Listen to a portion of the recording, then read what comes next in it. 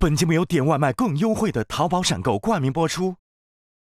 本节目由道道都好吃餐餐陪住您的全球百年酱料品牌李锦记联合冠名播出。厨王拼手艺，周转看实力。本节目由实力大品牌杜小满赞助播出。好水煲好汤，好水煮好饭。本节目由每一滴都有源头的农夫山泉赞助播出。本节目由全球销量第一的金龙鱼1:1:1调和油赞助播出。第二轮所有的主厨以桂鱼作为主食材。你这个桂鱼不是将我军吗？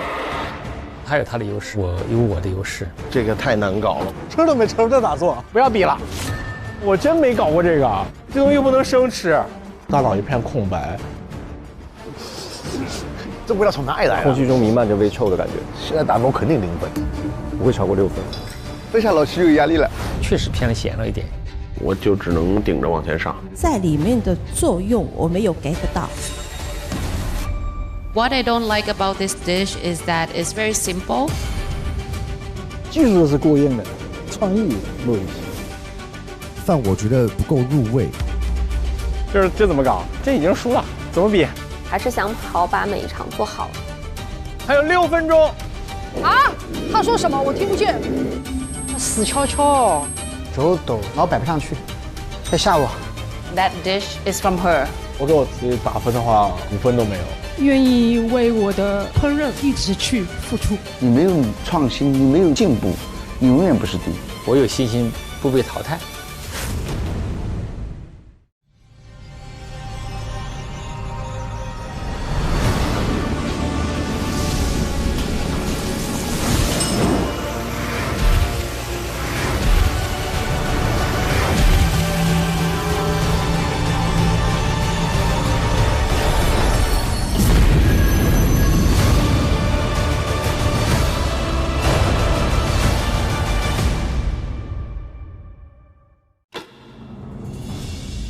开启下一轮比拼之前，让我们一同欢迎热爱美食、乐于分享的演员汪铎加入我们的评委团。各位能人们，你们好，我叫汪铎，是一个演员，特别开心来到咱们这档节目，因为可以合理的工商在这里不用考虑发胖，然后尽情的享用每一位厨师精心制作的食物，很期待今天的菜肴，谢谢。接下来即将公布的是第2轮的比赛规则。所有厨师将拥有90分钟的时间进行创作，评委品鉴完毕之后，将根据你们的菜品进行1到10分的综合评分，排在最后1名的选手将无缘总决赛。第2轮比赛的食材是桂鱼。接下来要公布的是第2轮比赛规则。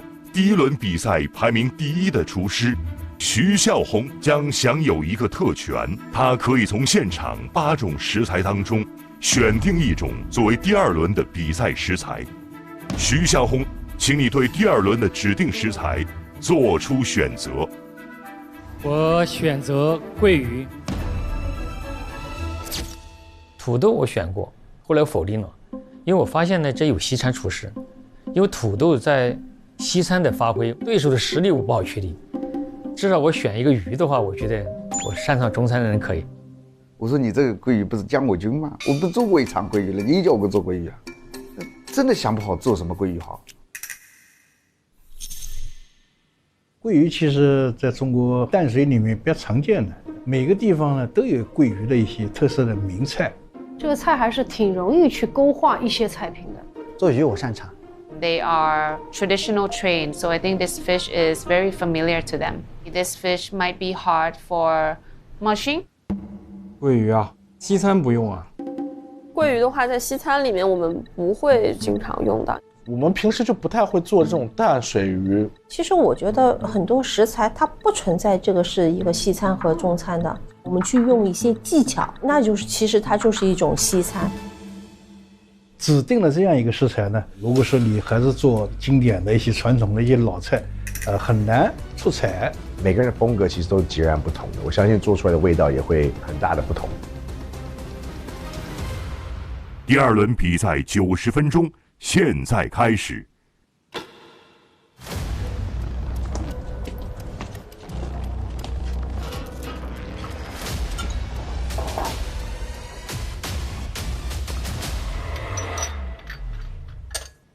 桂鱼。昨天有一份桂鱼吗？昨天是那个桂鱼狮子头，那个真的好好吃。我吃过2次，我觉得超好吃的臭桂鱼。为什么会叫臭桂鱼？就它的味道有点臭臭的。这昨天没有吃出来。哦，它桂鱼有臭跟不是香的。对，它腌一下，把它腌的那种。因为故意做臭。对，故意做臭，就跟臭豆腐一样。闻着是臭的，我是一直突破不了臭鳜鱼这个坎儿的。但我觉得今天一定会有臭鳜鱼。会吗？我已经闻到了一点臭味，你没闻到吗？对，我刚刚也闻到，我刚刚有突然有些什么味道，我刚好突然闻到个味道，是有个味道，没错嘛。我以为我鼻子坏了。太臭，我要受不了了。What's the smell, right? Yeah， 是有人做臭鳜鱼啊。对的，我刚才就是闻到味道。但是腌制的时间、发酵的时间不够啊。臭鳜鱼呢，它是经过5到7天发酵，自然产生的那种臭味。比赛的时间是很短的，如果是你用传统的方式来呈现臭鳜鱼，是根本无法做到的。这味道从哪里来了？我就想做这种烧臭鱼啊。臭味的这个来源呢，来自于我老家的臭豆腐。原本这个呢是安徽菜，但它要用发酵自然臭的鳜鱼。到了湖南这边呢，有一些比较快销的这种餐饮企业呢，开始用臭豆腐腌制。我把那个刀呢都送到脊骨那个位置，然后再腌一下它。臭豆腐含盐量高嘛，腌完就那种肉会变得紧实，就是中国人喜欢吃的蒜瓣肉。徐师傅，帮我个忙呗。我服务员来了。好，谢谢。然后时间短呢，我就抽了一下真空。然后麻冻了一下，尽快为了让它这个盐分呢，把这个水呢蒜瓣肉的感觉出来，鲜嫩一点。志成老师 ，Hello， 哇，这个是臭鳜鱼对不对？对。所以刚刚那个味道就是从你这边传来的吗？对，必须的。可以给他闻一下这个。这是什么？那个臭的啊，臭的。我也闻到哦，这是 no。Wait, oh really? 被呛成这样，要命了，还吃吗咱？好上头啊他们。哇 Oh, this is the smell. So you marinate with the fish? Yes. Oh. I have eaten stinky tofu before. To be honest, I didn't really like it because it's very strong. 可以体验一点原味吗？可以啊，有点臭就是。剪刀石头布，真的几局几胜？一把定胜负。不是，只能出剪刀跟石头，看你俩谁赢。只能出剪刀啊！好啊，只能剪刀石头布。哎呀，来，我沾一下了啊，拿手沾，这样啊。哎呦，我慢慢接受这个味道。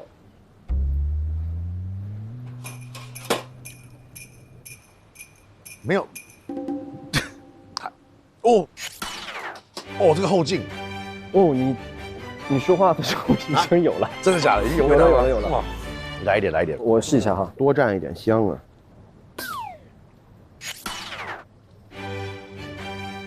那么臭吗？快臭吐了。你闻闻你手上。给我湿纸巾。我也要。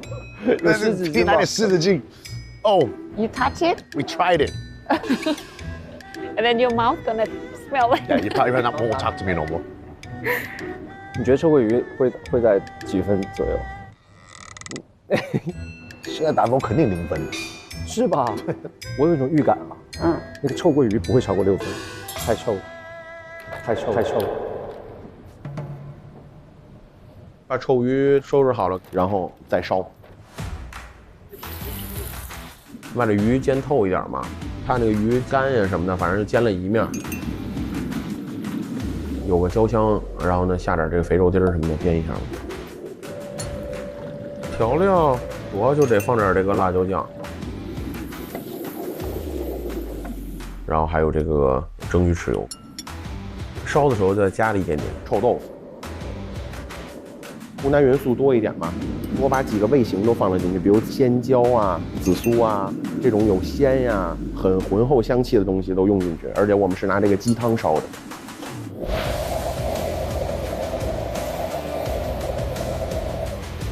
你试一下这汤啊，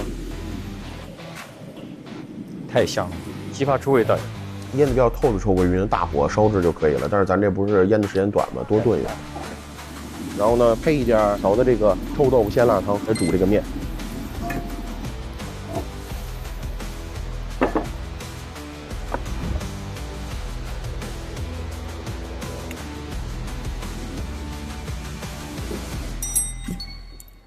来喽，等不及了。 Let's see how strong it is. Let's see how 臭 it can be. 哦，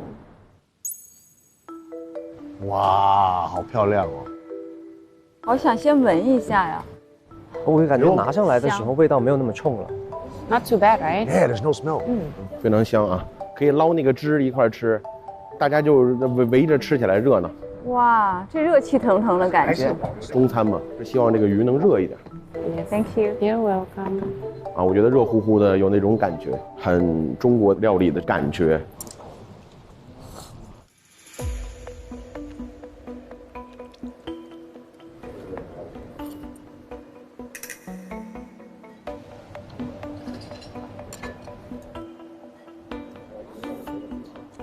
往后面吃，烧到它都干了，都是油的时候，我觉得是最香的。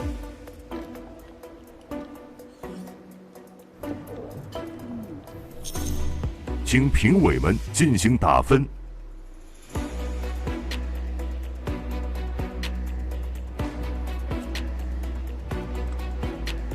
不知道这个味道大家接不接受？经过评委团的打分，张志成厨师最终的评分是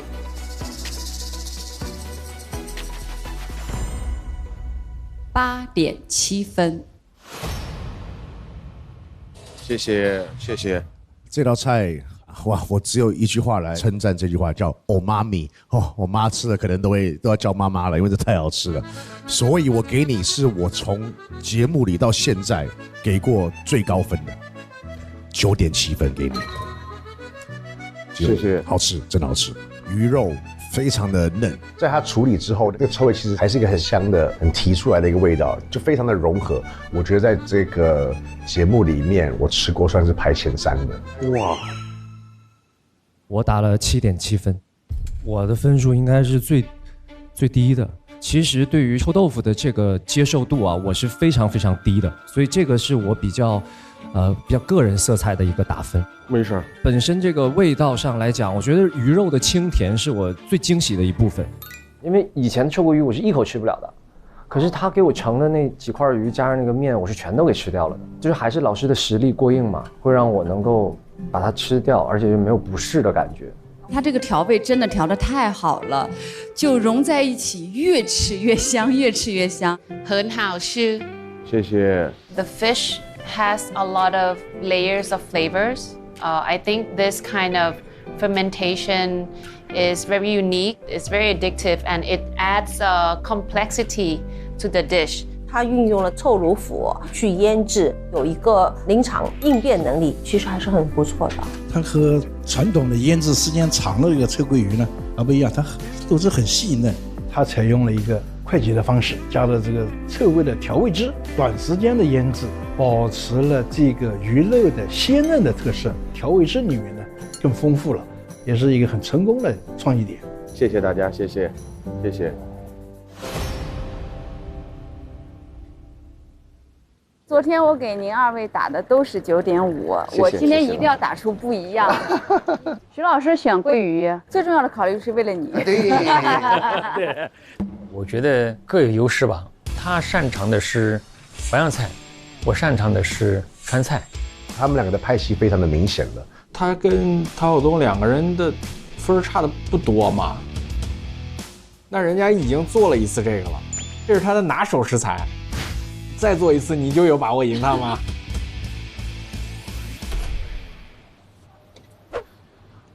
在江浙厨师的手里面，鳜鱼不算什么。你比如说松鼠鳜鱼，昨天还有人叫我做松鼠鳜鱼呢，我说这哪能做松鼠鳜鱼啊？这不是关公面前耍大刀，那周老师在上面。他今天还做鳜鱼，他一定要做得很不一样。我这一个菜想来想去，我说还得做传统。 要新方式、新表达。传统淮扬菜当中有一个叫花姜鱼丝，我是拿桂鱼把它去骨、切丝。最关键的是要把鱼丝切好，上姜上好。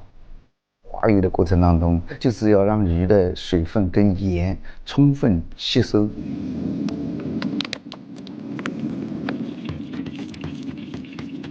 除了淮扬菜这个技艺里面有点根基的师傅能去复刻一下，一般师傅是他复刻不了。你做完鱼丝的时候就一锅糊，炒出来以后就跟那一个浆糊一样，我们炒出来根根挺的。我把这个桂鱼呢跟瓜姜、豆芽、乳黄瓜同炒，让它的鲜脆充分的融合起来。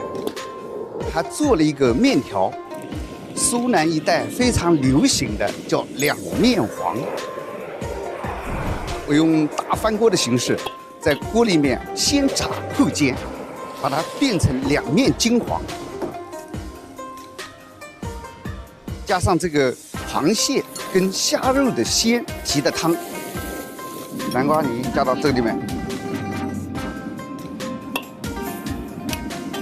充分的融合江浙的江和湖海鲜的平衡。你做啥呀？瓜姜桂鱼两面黄，淮扬清汤珍珠圆。你全部宰成圆子？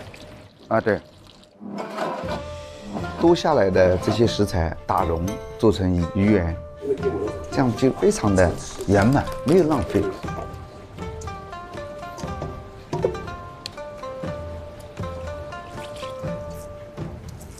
最关键的还有一个鱼屉子，盐的渗透压对这个蛋白质凝固的时间都要考量好，你多长时间上浆，上劲的那一刹那加多少水，它跟分子料理是一样的道理，它是低温成熟的。你看那个陶晓东直接提了一桶农夫山泉来吊鸡汤了。没错，现在很多餐厅的后厨确实都是用农夫山泉的，甚至呢，有些在一个高规格的宴会啊和专业的烹饪比赛中呢，也能看到他们的身影。煮饭、做菜还是煲汤，用这种天然的水，确实能让菜肴的风味更鲜明，口感的层次更丰富，真的是不一样。高压锅里面用了鸡脯肉进行了烧汤。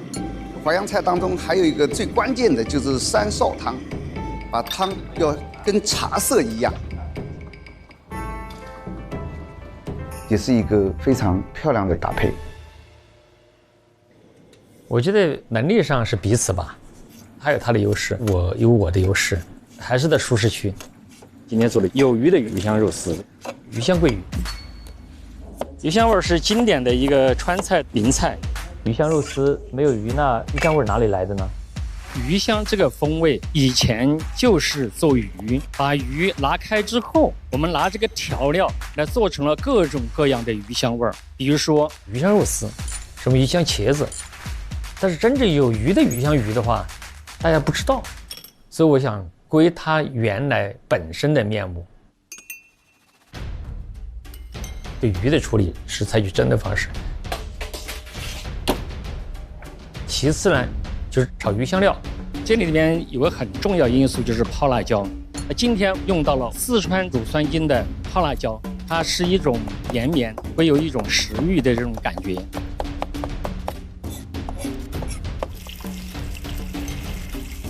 把姜三米子炒辣椒炒香，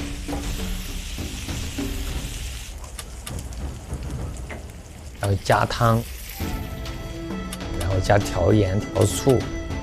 调这个糖，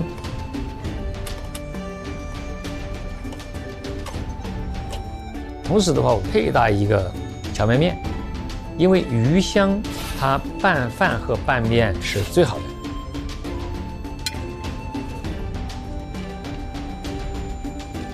我把这汁儿淋到上面，好。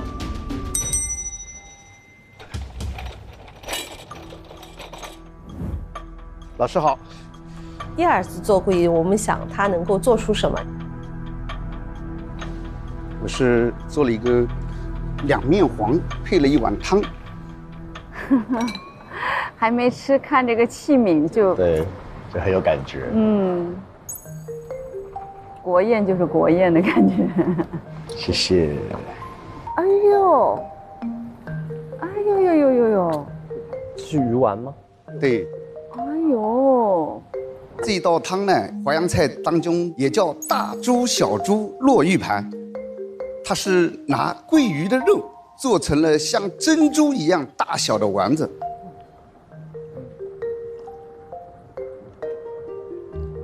我今天做的这道菜呢，是桃花流水桂鱼肥。桂鱼一直是江浙流域的特殊的食材，精致的淮扬菜其实取材都是很普通的食材，让它平中出奇，淡中有味。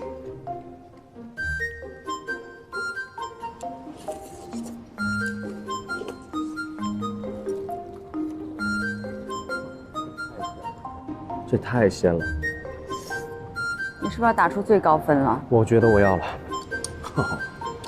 哇！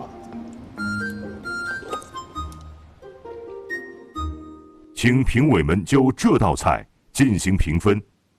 上一趴我是选的桂鱼，徐老师点名命题桂鱼，其实我这个压力挺大的。你这不给任何人留余地的感觉。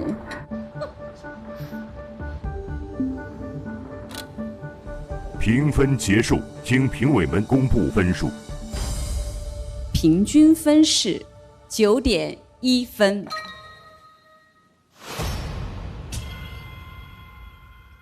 谢谢。这也是从昨天到今天我们所有的比赛当中得到的最高分数。我首先想问一下陶老师，这道菜您是第一次做的创新？其实这一道菜应该来说，在我做的过程中是第一次。这也是昨天凌晨2点半，我跟徐老师在河边上散步的时候，我想了一个方法。多散步，多散步。对，您可以经常跟徐老师去散散步，这样的话对我们来讲真的是有口福了。这道菜我给您的是9.8分。哇，接近满分的。当开始打开这个黄黄的汤，一喝下去的时候，哇，那种浓郁的鲜，这真的是直接就穿透了，你知道吗？就这种感觉太美妙了。当这个浓郁过后，你再来感受一种淡淡的清香，就好像吃完饭喝杯茶一样，哇，那个感觉又不一样。里面一个一个的那种小鱼肉丸子，是那种弹弹的，小小的，就像一个小汤圆一样。我很想告诉全世界，我吃过这份饭，我可以吹一辈子的牛，太惊艳了。它就是顶点了，天花板还要高，捅破了天花板了。它这个鱼10都不过分，它就真的做到了十全十美。I love the soup with the pumpkin. It's very umami, a lot of layers of flavors, and I really enjoy the crunchiness of the noodles. 汤料各方面我觉得非常棒。不瞒您说，我是连汤最后都喝完了，因为这个汤真的太鲜太好喝了，惊为天人。那真的就眉毛都要掀掉了。一口下去，后面就可以不用比了。我觉得，在我心里，就是它一定就是我心里的 top one。今天真一个菜2吃都是技术难度很高的菜。花江鱼丝刀工要很均匀，切出来像丝的感觉。炒的时候这个火候啊，翻锅的这些动作力度啊，都要恰到好处，否则很难成那个鱼丝的这个感觉。另外一个就是鱼丸口感很有弹性，颜色又很白，全部也浮在这个汤的上面。这个技术难度高的2道菜，都做得很成功。谢谢，谢谢老师，谢谢，谢谢。这下老徐有压力了。这个压力大了，刚才那个那么惊艳。I have a very high expectation because he's the one that chose the ingredient. 哦，这道菜是有鱼的鱼香味，也是我们四川每家人都会去做的一个菜，希望大家能够喜欢。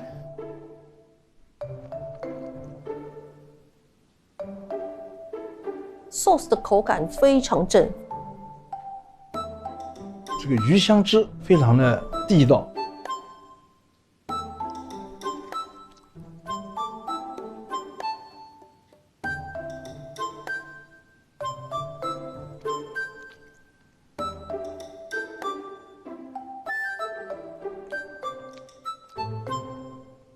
品尝完之后，请评委们进行打分。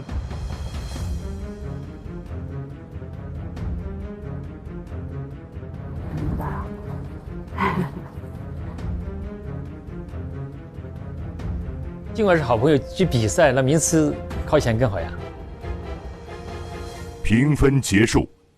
我想知道这个想法也是您和陶老师昨天散步到2点半想起来的吗？在分手的时候相互交了个底。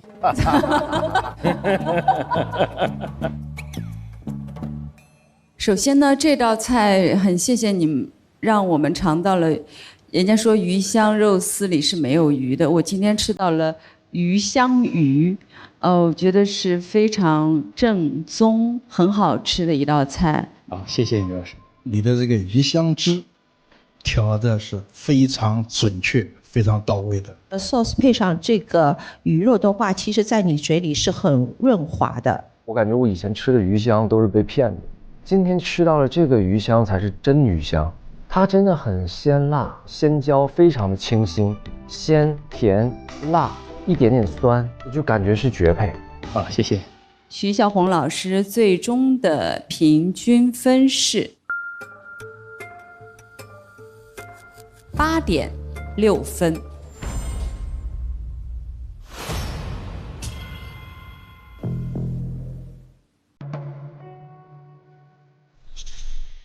那今天这道菜呢，我反而觉得有点偏咸，因为它现在整个裹着，我就觉得有一点可能偏咸了一点，这是我的一个感觉。 I feel it's very simple.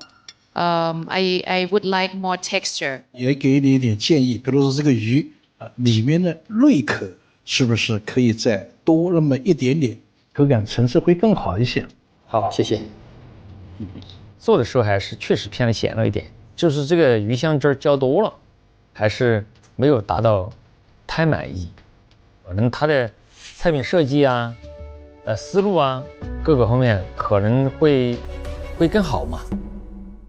下一位江湖食人鱼，没有压力。陶老师做淮扬菜，然后徐老师做川菜，那我就要做个湘菜。哎，我叫江湖食人鱼，做鱼我擅长。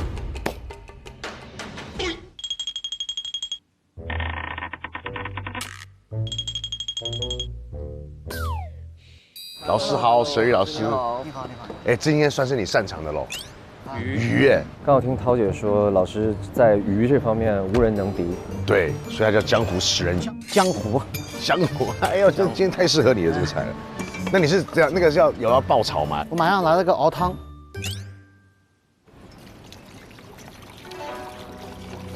鱼骨熬汤用来去做干烧汤底。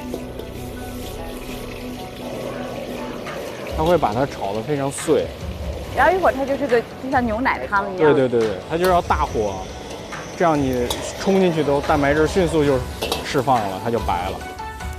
鱼汤，哇，他一系列的功夫把我看震惊了，我都。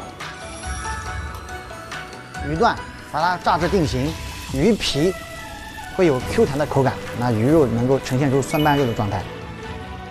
然后放五花肉粒、豆瓣酱、蘑菇、蒜进行干烧，以湖南香辣的风味取胜。干烧的风味非常的下饭，所以我搭配了一个软弹面，配着干烧的酱汁，那非常的就是香。各位老师好，这个是湖香风味的干烧。我始终遵循咸鱼淡肉这个烹饪方式，所以我的鱼肉呢是略微偏重一些，还挺咸香的。我喜欢这个，好吃。这道菜要在我老家的话，肯定就不得了了。哇，今天大家都拿出看家本领。这个好好吃。这个鱼的话，当然料理非常的好，外面有一层皮是有点脆脆酥酥的，然后里面又非常的嫩，所以我觉得这道菜很成功。我说，如果这个在我们老家吃的话，这真的是一道非常满分的菜。然后会觉得整个的口感厚重但不油腻，加上这个辣椒的干香，我很喜欢。请各位评委打分。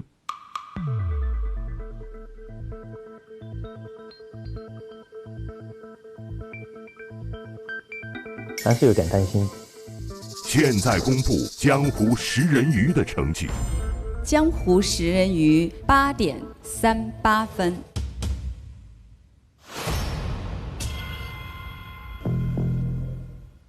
其实我觉得这一道菜是一道4平8稳的菜，就是你要寻找一个突破啊，这是我的建议。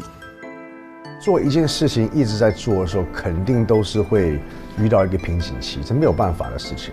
你在这个同样的里面，你要怎么去超越你自己？这个是一个不断的一个习题。Follow me， 淘宝闪购点外卖更优惠，奶茶咖啡 Follow me， 夜宵酒水 Follow me， 出行应急 Follow me。双11上淘宝闪购点外卖更优惠。立刻现在点这里，淘宝闪购好福利，淘宝闪购行动礼物鲜花蛋糕，现在有红包红包点红包，免单免单，天天奖。双11上淘宝闪购点外卖更优惠，用钱就找杜小满，好省好省心。这句好省好省心是不是有点撒娇的意思？是这样的，秦昊老师，用户用钱最关注的是安全，其次是费用够不够便宜。那咋就杜小满省钱又省心呢？秦昊老师，我们现在推出了新人优惠活动，首届年化利率4.9%，借1万1年等额本息还款才差不多271块。生意好伙伴，用钱好帮手，资金周转就找杜小满，好省好省心。本节目由点外卖更优惠的淘宝闪购冠名播出。李锦记新厨酱，道道做出新厨味，中式酱料餐饮销售额第1。厨王拼手艺，周转看实力。本节目由实力大品牌杜小满赞助播出。好水煲好汤，好水煮好饭。本节目由每一滴都有源头的农夫山泉赞助播出。营养均衡就吃鸡龙鱼1:1:1，鸡龙鱼1:1:1调和油，全球销量第1。本节目由百厨认证弹出好功夫的陈克明华夏软坛面赞助播出。本节目由我家海鲜慢长成，闭着眼睛放心吃的1.8米赞助播出。江南美食先在常州，感谢本节目文旅战略合作伙伴中国常州鼎力支持。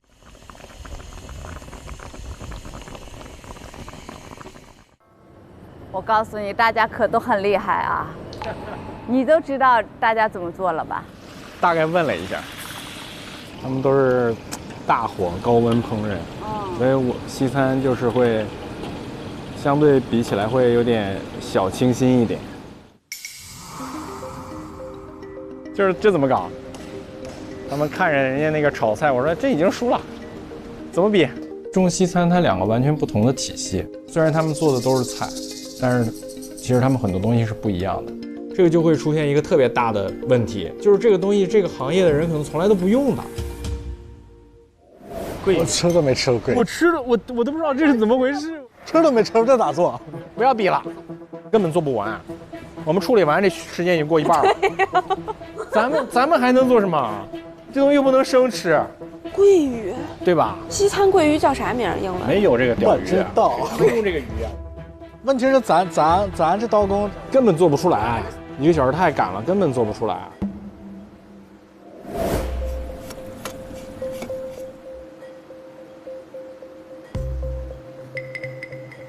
因为没做过桂鱼，不知道它刺的大小分布，我们处理起来确实需要更多的时间。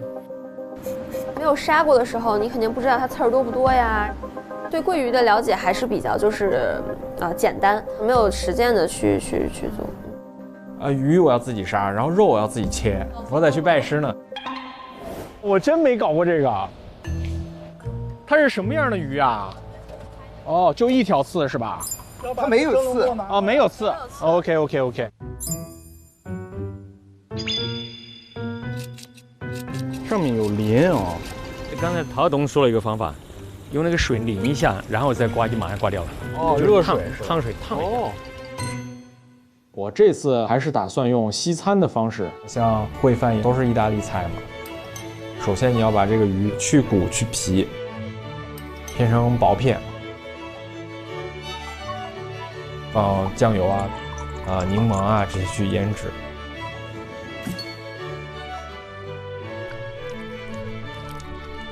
把鱼骨炒香，黄色番茄、樱桃番茄、牛心番茄3种番茄榨成了汁儿，直接冲进去。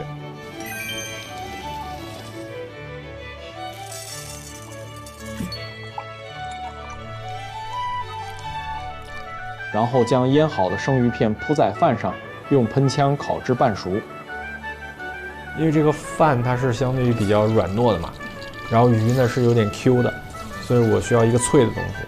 放了一个脆的炸过的水瓜柳，腌鱼的这个鱼汁，我把它打了一个泡沫，因为我不想让它太负担，我就会用轻的一点。那个甜品的我还挺担心的，他做甜品出身的，做鱼可能他真有点悬。他刚才我问了他那个有饭，有鱼，那又是几个菜几吃了啊？对。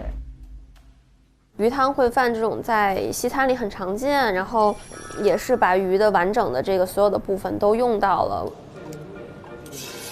首先鸡肉去煎到表面金黄，再加一些文蛤去提鲜，再洋葱、西芹、胡萝卜炒香，加入料酒还有鱼骨，然后一起去炖。蘑菇配鱼其实是口感是非常好的一个搭配，鸡松茸啊、白蘑啊，还有一些其他的蘑菇的放进去。再去炒制这些蔬菜，加入熟饭一起在砂锅里炒出香味，然后去焖饭，然后会把所有的精华都焖在饭里。最后的话也是有用到了腊肉代替猪油的部分。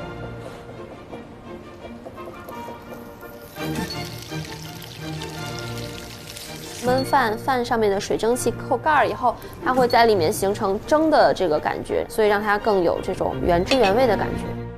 然后还有一位花莽莽大厨，你还没看到哦，在那儿，就是白色衣服的那位花莽莽大厨，他其实也是做西餐为主的，他真的是太厉害了，他真的是年轻有为。如果单纯的比口味和香气的话，其实我对于中餐的老师傅们真的没有很大的优势。中餐那种整个的香气和味道的复合程度真的是没法比。如果在同一个食材比的话，相对来说我们的技巧就显得没有那么的有范张力。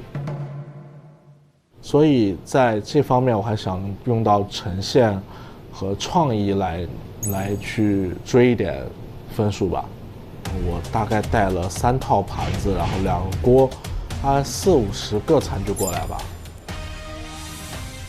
你今天要来什么花活呀？就是那个砂锅，然后我会用青花椒去炒香它，然后把这个鱼干绝到熟，就是类似于广东的啫煲，去焗这个鱼。哎呦，没有想到哎。你居然用的是啫煲的方式啊？那个锅气很足的。对，就想让它更有锅气一点，然后更热一点。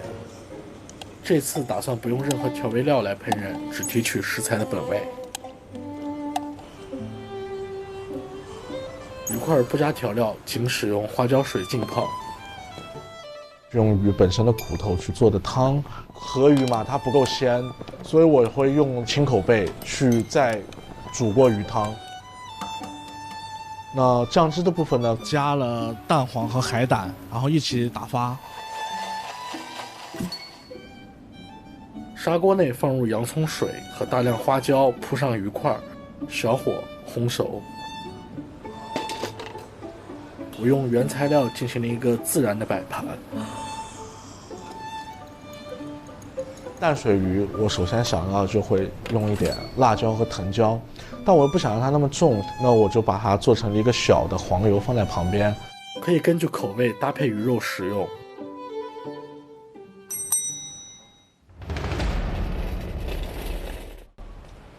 请您慢用。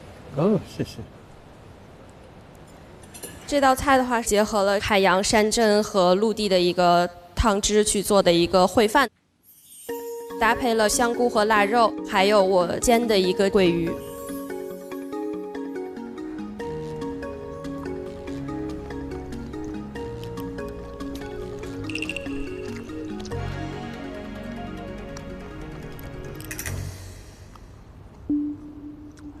鱼的口感有点淡，饭我觉得不够入味。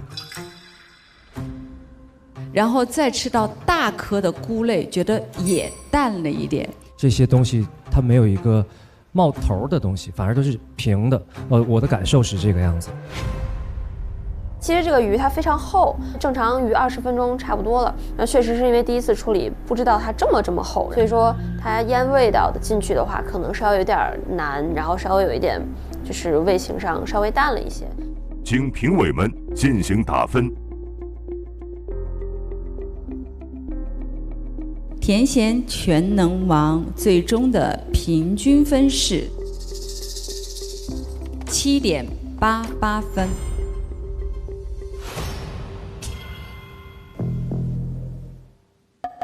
谢谢，谢谢。因为我的主修是意大利菜，所以我还是做了 risotto。米的余热会加在这个鱼片上，然后我再用喷枪喷了鱼本身，所以整个鱼吃起来的口感会比较 Q 一点。饭的味道很丰富，有弹性，有咬劲。那个鱼弹弹的。I feel the tomato and the foam is too powerful for this small slice of fish.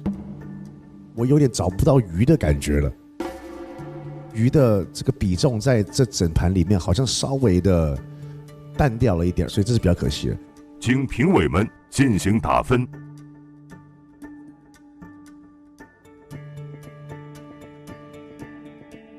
毛心最终的平均分是8.15分，现在是排在第5位。谢谢，谢谢。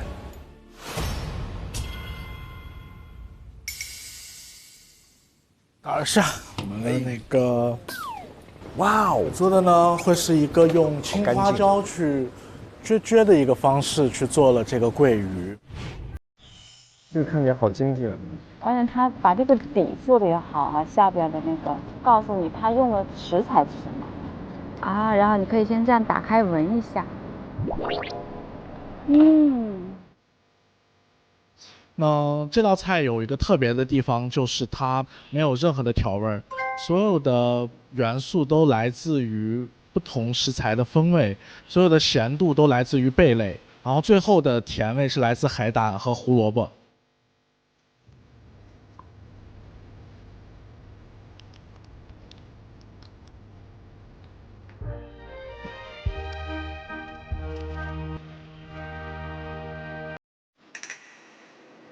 For me, putting the butter on the side was a miss because I feel like, first of all, when the butter doesn't melt, it means it's not hot, giving me the sense that the food is not hot.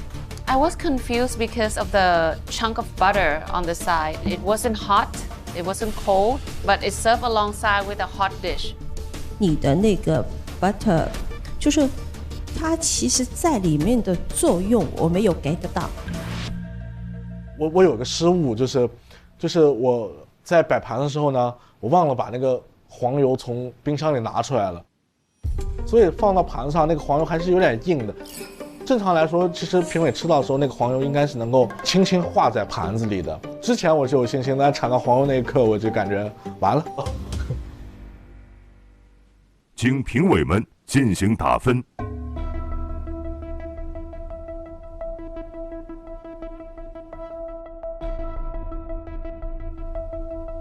花莽莽大厨现在的平均分数是8.4分。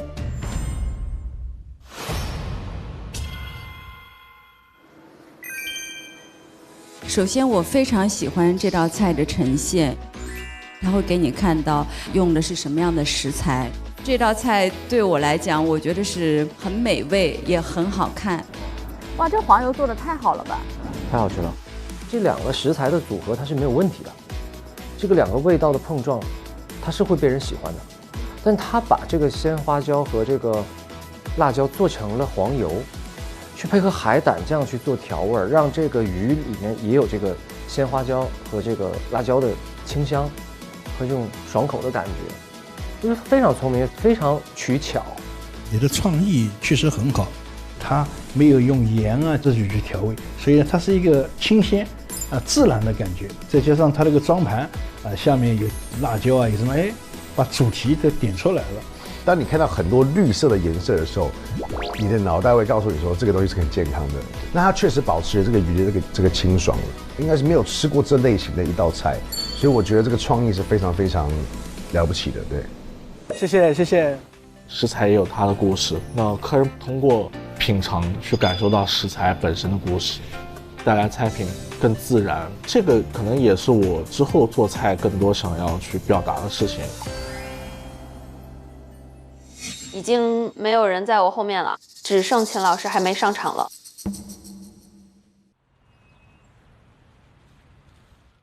因为我是本帮菜非遗的传承人，还是会以纯上海菜的那种技艺跟味道，然后到呈现去做一种展示。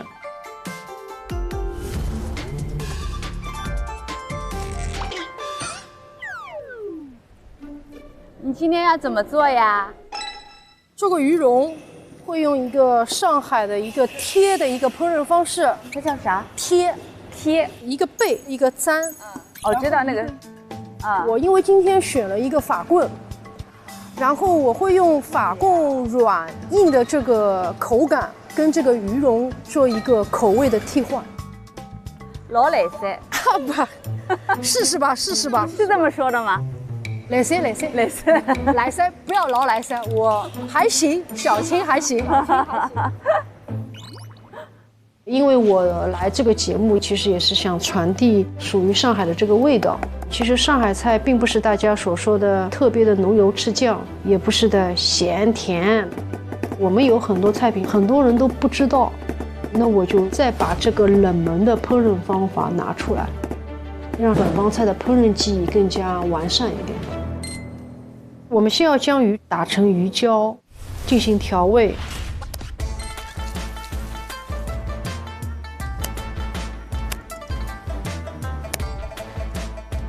进冰箱冷藏醒发一下。中间呢是法棍，因为它的边缘会非常硬，中间它会很软。然后要调制一个面糊，韭黄融入打匀，将鱼胶抹在法棍的表面，靠蛋液去将它抹得更加光洁一点。最后涂抹糊放在这个平底锅里面定型，加入和油相似比例的水进行一个贴的一个工艺。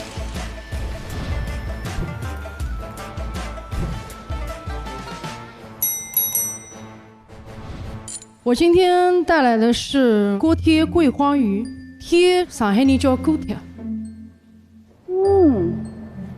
他用了那个柠檬皮。好清新，撒一点酱。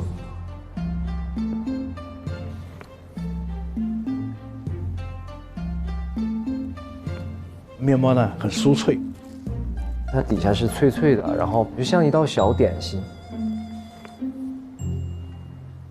我觉得这个想法和概念还是蛮好的。我吃到了鱼肉比较单纯的那个咸鲜味，但是我觉得层次感稍微弱了一点。我还是比较喜欢它不蘸酱的那个味道，因为这个酱它破坏了原本你给那个鱼做的那个调味。我是很喜欢就是清口的吃它。What I like about this dish is your creativity, but what I don't like about this dish is that it's very simple. I think compared to this dish to her last dish, it dropped a lot. That dish is from her. 有技术是过硬的，创意没有。好，谢谢老师。确实，评委也给了我很好的建议嘛。我觉得每一条建议都是对于这个菜品都是有很大空间提升的。请评委们针对这道菜进行评分。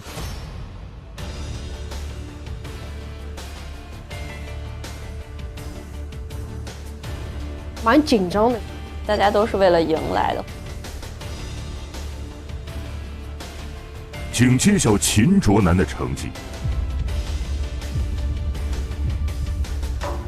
秦卓男的平均成绩是8.0分。谢谢。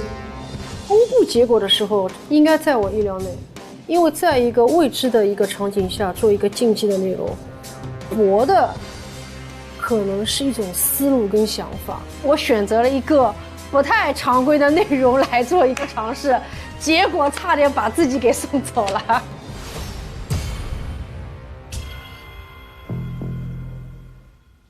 第2轮的比赛已经全部完成，在本轮遗憾离开的厨师是甜咸全能王。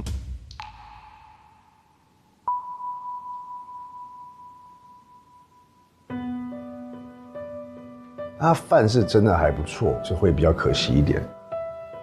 能走到这里的厨师一定是很优秀的，淘汰谁都很难受。就是我觉得能走到今天这个第2轮，我已经非常高兴了，然后也挑战了一下自己从来没有做过的食材。在这个节目里，我也收获了很多特别好的朋友，然后也学习到了很多我们这些星厨们、老师们的这些精神，以及对食材的理解的方式，以及烹饪的坚持。我很高兴认识大家。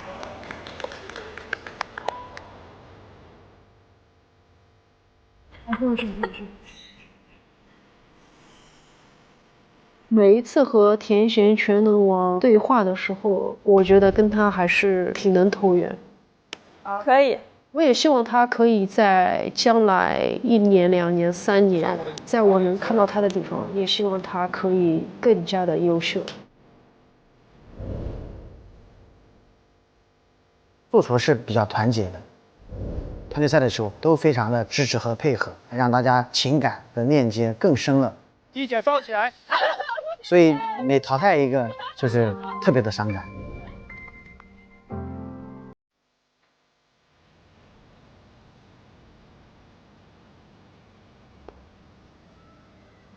第3轮将是9宫格末位淘汰战的最后1轮比拼。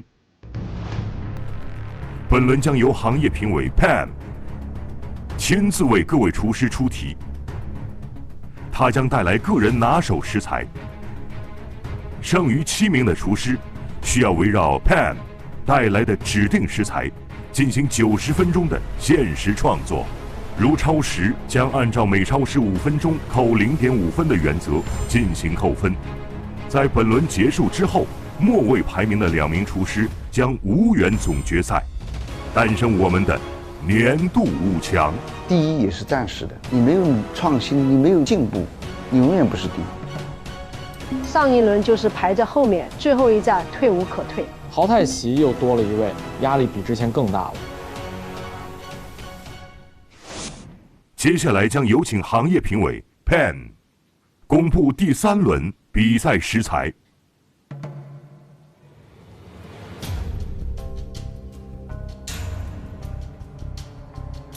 So this ingredient in a way changed the way I look at how I cook.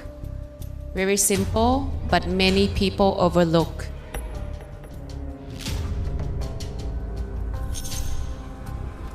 It's pork tongue.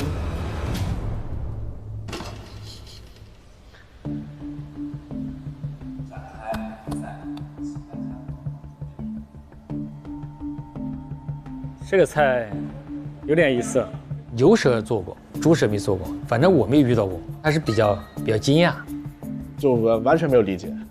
这个食材真的是我既没有吃过也没有做过，就是我只能把它当牛舌来做。猪舌怎么搞啊？猛呛出来呀！猛呛，哎，死翘翘，全场最低分就我在他那里，不死掉啊！猪舌的话，确实我是不敢去想象，因为我是不吃内脏的。当下的那1秒，其实我是有点手麻的。猪舌我们中餐做的多呀，就看怎么呈现，做什么风味的。猪舌的处理其实非常的复杂，那个厚的皮又腥，你必须要把它去掉，非常耽误时间。时间概念，你把控它是有点压力的。猪口条那不得高压锅了？我不会用高压锅呀，东哥，教我用高压锅啊。高压锅我教你没问题。你不压它熟不了呀，因为我从来没有用过高压锅，会出现问题的。就是一旦出现问题，你连补救的机会都没有。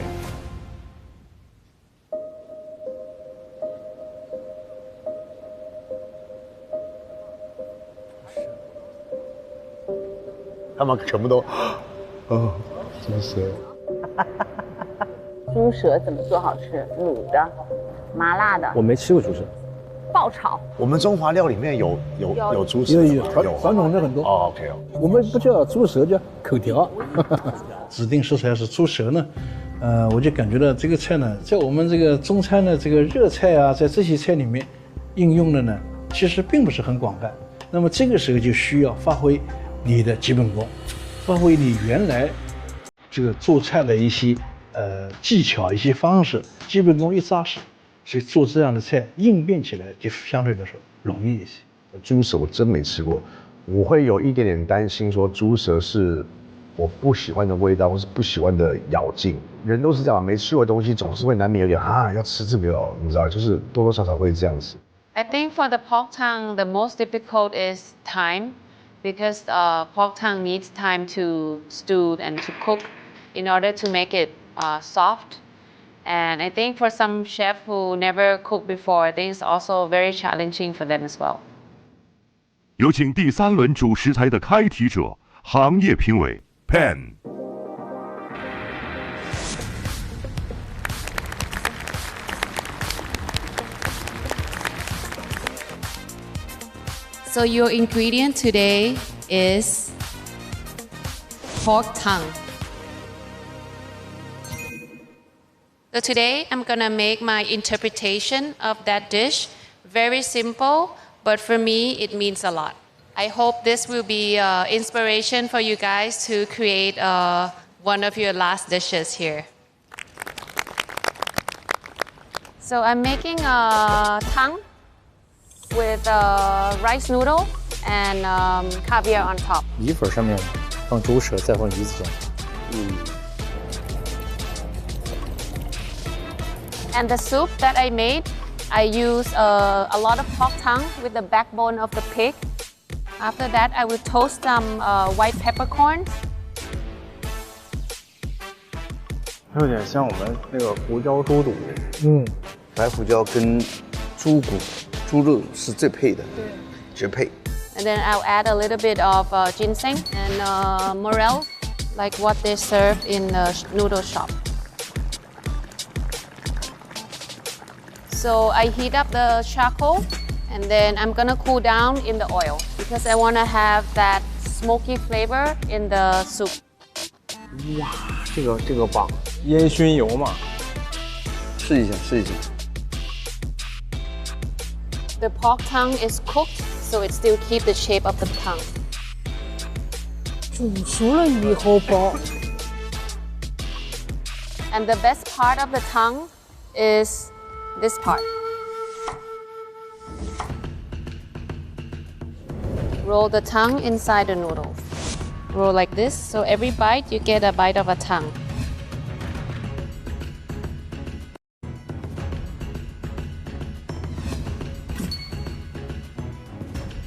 Just a little bit of oil.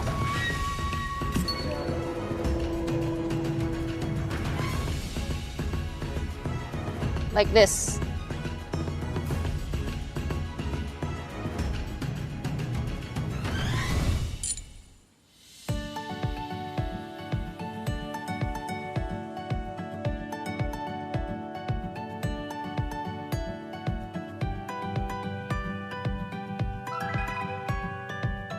Like it? อร่อยอร่อยขอบคุณค่ะ完全没有闻到食材的腥味，很有意思的一种处理方式。去寒去湿，重胡椒。I feel like I was dulled and I was lost of passion I cannot create any new dishes. And my mom took me to this street food stall in Chinatown of Bangkok. They sell a dish in Thai called Gui Jap, which is pork tongue with rice noodle and very peppery broth. I was eating pork tongue, a very simple, humble ingredient that many people underestimated and overlooked. But it's more about connections and emotions as well, and the message you want to send to the guests. So at that moment, I really want to create a dish of making pork tongue and to be able to put on a table at Potong. Thank you. 确实也挺好吃的，最后来个胡椒收口，行。整个去风味的搭配啊，包括最后那个胡椒和烟熏的油也能够非常明显的吃出来，我觉得非常好。它能够在很普通的一些民间的食物当中找出亮点，而且变成自己的风格，我觉得这是很厉害的一点。比赛完之后，我要请全场吃大餐，犒劳一些兄弟姐妹们。这么好，那我可要大吃一顿了。没问题，我用淘宝闪购点外卖可优惠了。双11上淘宝闪购能抢100万免单，还可享11.11元限量套餐，放开了吃。好嘞，我们先好好比赛，我等你吃大餐。9宫格末位淘汰赛最后一轮比拼，90分钟倒计时，计时开始。虽然食材很陌生，但凭借我这么多年的经验，应该不成问题。是啊，对这个食材很抗拒，但我也会尽我最大的努力去拼一把。我感觉我特别有压力，我就只能顶着往前上。本身这个食材对于淮扬菜的师傅来说一点都不陌生，肯定有信心的。